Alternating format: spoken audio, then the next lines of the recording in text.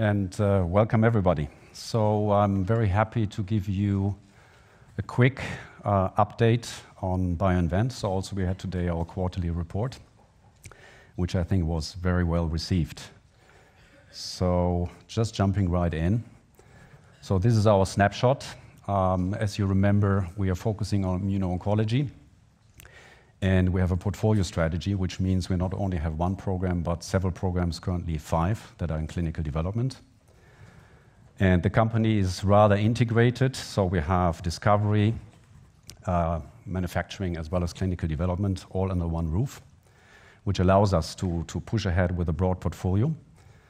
And we have been quite active, as you can see, in financing the last couple of years. So we did a number of deals, did 3 financings, which leaves us still with a good bank account. So we have currently still $140 million US on our bank account, which is based on current planning, roughly a runway for until the end of 25 into early 2026, which I think is a very comfortable position to be in. As you can see, the platform and technology that we use has been validated through a number of deals, most recently with Exelixis. And for Exelixis, also we ticked off a milestone, the first milestone in our collaboration during this year. But then we also have antibodies in clinical development with Daiichi, Mitsubishi, Takeda, and Bayer. The shareholder base, you know that, strong international shareholder base. So 5 years ago, I think the company is mainly in the hand of retail investors, small Swedish investors. Now we turned it around, so now we have 70% with large institutions, the name you see up there. Strong US as well as European institutions, and that gives us the support that we need in order to execute on the strategy that we're currently having. At the core of the company, just very briefly, I will not go into much detail, we have a very sophisticated and interesting, unique screening tool, which allows us to screen directly on patient material. And we have a very close collaboration with a local hospital here in Lund, such that we receive fresh patient material on a regular basis that we then use in our screens to identify new targets and new mode of actions. And at the end, we also identify the target. So it's called a phenotypic reverse screening, which is really unique and proprietary to BioInvent. And that's the platform that we're using ourselves, as well as for those partners that I mentioned on the previous slide. With that platform, we have built this portfolio that you see, quite busy, 5 compounds currently in clinical development. And we focus on 3 targets. One is Fc-gamma-RIIb, which is a very interesting inhibitory receptor on the innate immune system. There we have 3 clinical programs ongoing.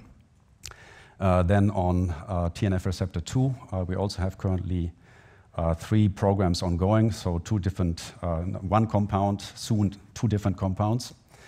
And then it's CTLA-4 that we run in collaboration with Transgene. And I will go now very quickly and briefly through the various programs, and we'll focus mainly on the highlights.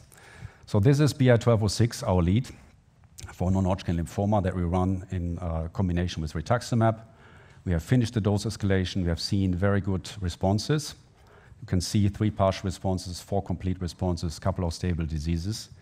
And I think what is really important here to note is that we have long-lasting complete responses.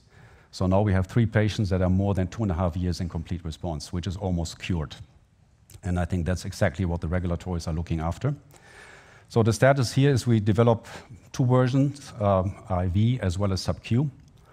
And the IV, we have finished the dose escalation, are now in dose expansion, and the sub-Q is currently still in dose escalation, and we hope to release the data early next year. So good progress, and we clearly have shown already and demonstrated that this compound is working.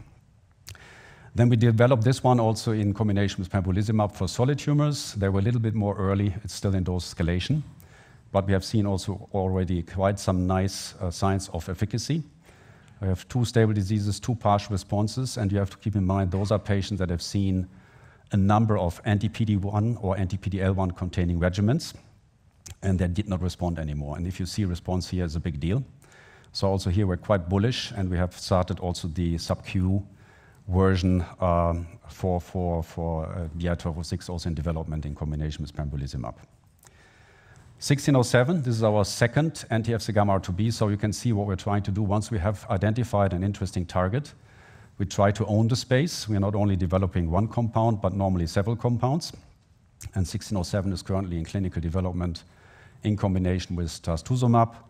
And here the next data set will be presented on the San Antonio Breast Cancer Symposium at the end of the year, which will be the first data set for BI-1607.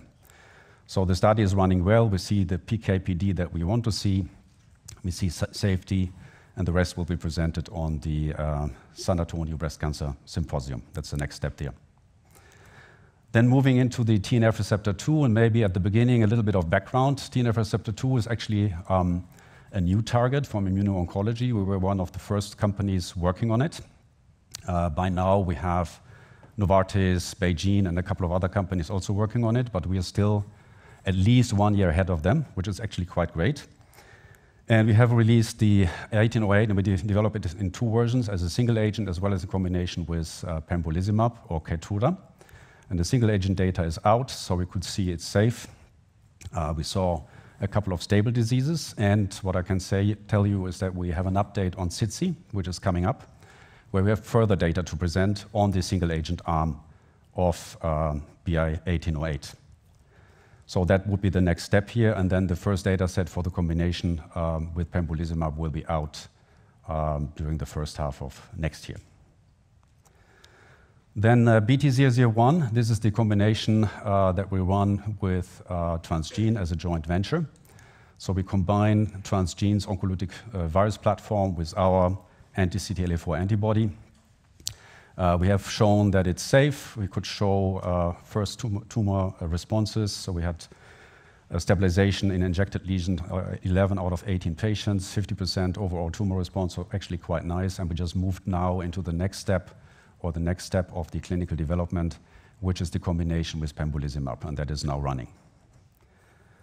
So at the end, I'm just looking here at the time. Actually, I'm a little bit faster than I wanted, but anyway. At the end, the external pipeline and the key catalyst, because what I mentioned at the beginning very briefly is, of course, we have a lot of collaborations, which is the foundation or the basis for an external pipeline, which is shown here on this slide. And you can see the various clinical developments which are ongoing with Takeda, Mitsubishi, Bayer, and Daiichi. They are now phase 1, phase 2. And of course, that drives, as we go forward, clinical development milestones, commercial milestones, and eventually then, if it goes into the market, royalties. But of course, this is something which is long-term.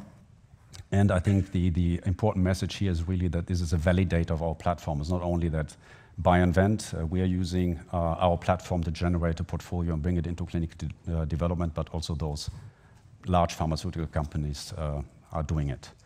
And then at the bottom of this slide, you see the most recent collaboration that we established with Exelixis. And there also we already ticked off the first milestone when they picked the first lead out of that collaboration. So I think that's also nice to see that we not only wait for the end game, but can generate some income already now based on our platform and our capabilities. Then at the end, the value inflection points. So there's still, as you can see, 3 outstanding. So I mentioned 1808, and I think this is something actually quite exciting because TNF receptor 2 could be a new checkpoint, and then 1808 would be a new checkpoint inhibitor. And what we present on SITC is really this further single agent data that we have accumulated over time. So we had a press release on that already. But then you have to keep in mind, this is solid cancer patients, sometimes patients that have been treated with 12 regimens before. And before you see really the first partial responses, et cetera, you need time. And that time we have now, and I'm really looking forward to the SITC presentation. Then the other data set that is coming is obviously 1607, our second Fc gamma R2b antibody, in combination with trastuzumab, and that will be presented on the San Antonio Breast Cancer Symposium at the end of the year. And then last but not least, we want to start our clinical development number 6, which is BI-1910, which is our second anti-TNF receptor 2 antibody. Again, also demonstrating how we move here, because TNF receptor 2 seems to be a very interesting target, and that's why we want to develop different flavors. 1808 is a blocking deleting antibody. 1910 will be an agonistic antibody. And when you look at the competitors, I mentioned Novartis, I mentioned BeiGene, they have either one or the other. We have both. And I think with this, I will end. Perfect.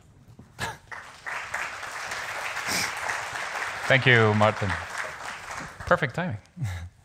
Well, first of all, is there anybody in the audience with any questions? Kim is ready to hand over the mic if anybody has any questions. No? They're all written here, I guess. All right. Actually, I want to start with my own question. The slogan for the company is unleashing immunity to fight cancer. Could you tell us a little bit what that means exactly? Why is that important? Yeah, so normally, when you look at cancer, so why do we have cancer? We have cancer because our immune system is failing, yeah, for whatever reason. There are different reasons for it. But normally you have this kind of mutations that cells change on a regular basis, and your immune system would take them out. Yeah. And if that is not working, then you can either go, the classical way, radiotherapy, chemotherapy, which is very non-targeted, so it works. But it hits you also in total, not just the cancer. And then what we are doing is immunomodulation. So we basically identify targets that we can use in order to switch the immune system on or off. So off would be interesting in the context of autoimmune diseases. Since we are immuno-oncology, you want to switch them on. Or if it's an inhibitory receptor, you want to switch them off. So basically you want to activate the immune system. And that is more mild and also probably more powerful, because if you look at the most important cancer drug at the moment, which is pembrolizumab, Keytruda, this is also an immune modulator. Yeah. Yeah. Well, I'd like to. You mentioned at the very beginning, you just released your quarterly report, which basically it says you have almost 1.4 billion in liquid funds. But your market cap right now is 1 billion. Do you have any comments on that? Yeah, well, it sucks. But I can give a more qualified comment. So I think this is really following the sentiment at the moment. So I just recently looked at a nice graph of Centerview. Centerview is the largest M&A bank that is not only doing M&As, and they basically analyzed 100+ companies from the immuno-oncology space, which are preclinical or early clinical. And they're all the same. It's all the same pattern, independent whether they have money or they don't have money. And the reason for that is that, of course, during market sentiments like we have at the moment, the investors look at the risk. And the risk, of course, if your early clinical development is still high, even though the potential is enormous. And I expect, so also with the data that is coming now, so I mentioned the end of the year with SITC, and then also what I didn't mention during my presentation, we'll have more mature data second half of next year. And then when the market sentiment, in addition, also changes, it will just turn the other way around. Yeah, so we're not alone, unfortunately. So this is currently the flavor of the day. Yeah. Well, going back to specifically your pipeline, we have a question here that asks, how might subcutaneous formulation with BI-1206 impact patient experience and the overall effectiveness compared to intravenous administration? Yeah. So we didn't release the data yet, and the reason for that is that we want to accumulate more data rather than going out with just 5 or 6 patients worth of data. So what I can tell you is that we could escalate up to 150 mg without any problems. It's safe and looks nice. And the data that we've seen with the IV, so partial responses and complete responses, actually below that concentration. So we had a dose range that is interesting. And of course, I can't disclose anything more since we didn't disclose it yet, but it will be soon, first half of next year. Yeah, we see interesting stuff. Yeah, looking forward to that. One more question is still regarding BI-1808. What are your expectations and goals for the phase 2A part of the trial involving 1808 as a single agent in advanced malignancy? Yeah. Yeah, I hopped over that. It was on the slide, actually. Good question. So what we did during the dose escalation part that we have done now, up to 1,000 mg, actually flat dose, was completely safe. We saw what we saw. You know, the stable diseases, the safety profile, which is very good. And that was all comers, basically. Patients that were heavily pretreated. As I said, in some cases, even up to 12 times with different other things. And we saw what we saw, and we saw what we will disclose on SITC, so that's actually quite nice. And now we're moving actually in parallel in different dose expansion cohorts. So it will be ovarian cancer, CTCL, which is a rare T-cell lymphoma, non-small